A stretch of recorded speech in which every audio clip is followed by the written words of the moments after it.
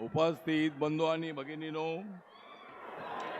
देशाचे गृहमंत्री, भारतीय जनता पक्षाचे ज्येष्ठ नेते अमित शहा साहेब या ठिकाणी उपस्थित झालेले आहेत. संजय काकांच्या प्रचाराच्या निमित्ताने या विटा या ठिकाणी ही सभा होत आहे. मोठ्या संख्येने आपण एवढं ऊन असताना या ठिकाणी आलेले आहात. आज अमित भाईंच्या सभेच्या वेळी फुलून गेला आहे विट्याचा नाका. आज अमित भाईंच्या सभेच्या वेळेला सगळा फुलून गेलेला आहे विट्याचा नाका. त्यामुळे निवडून येणार आहे संजय काका.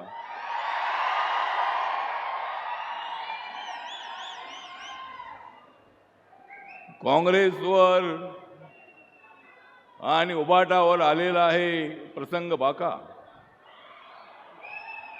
उबाटावर आणि काँग्रेसवर आलेला आहे प्रसंग बाका.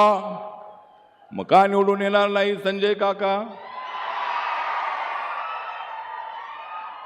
नरेंद्र मोदींचा मान तुम्ही सर्वांनी राखा. माननीय नरेंद्र मोदीजी, अमित शहाजींचा मान तुम्ही सर्वांनी राखा आणि 7 तारखेला निवडून द्या संजय काका.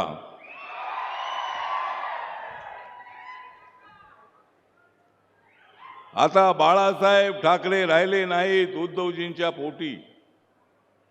तर माननीय बाळासाहेब ठाकरे राहिले नाहीत उद्धवजीच्या पोटी, कारण त्यांची शिवसेना आहे खोटी.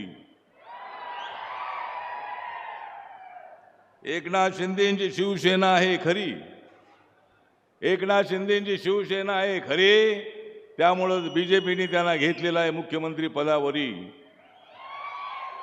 आज इथं मी आपल्याला एवढंच सांगतो कि उशीर झालेला है. अमित भाई को भी मतलब दूसरे सभा में जाना है और मैं रिपब्लिकन पार्टी ऑफ इंडिया के तरफ से 8 साल से माननीय नरेंद्र मोदी सरकार में मंत्री हूँ सामाजिक न्याय डिपार्टमेंट का. और जो हमारा दलित समाज है, अम्बेडकराइट समाज है, अमित भाई नरेंद्र मोदी जी के नेतृत्व पर विश्वास रखता है. माननीय नरेंद्र मोदी जी ने संविधान को मजबूत करने का काम किया है, लेकिन ये कांग्रेस वाले संविधान की धज्जा उड़ाने का काम कर रहे हैं. राहुल गांधी जी भारत जोड़ो के नाम पर भारत तोड़ो की यात्रा निकाल रहे हैं.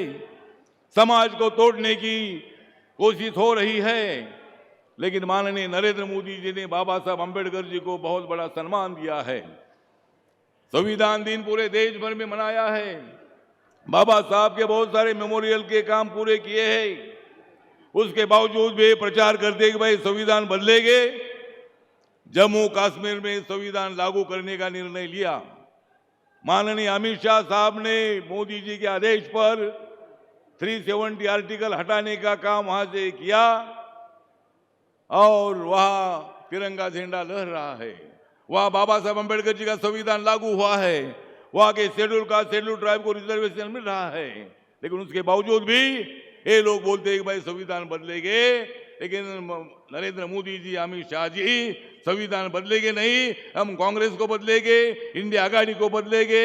उनको सबक सिखाने का काम करने वाले हैं. और इसलिए महाराष्ट्र में संजय काका को भारी वोटों से चुनकर देने के लिए मेरी पार्टी रिपब्लिकन पार्टी आपके साथ है, संजय काका के साथ है.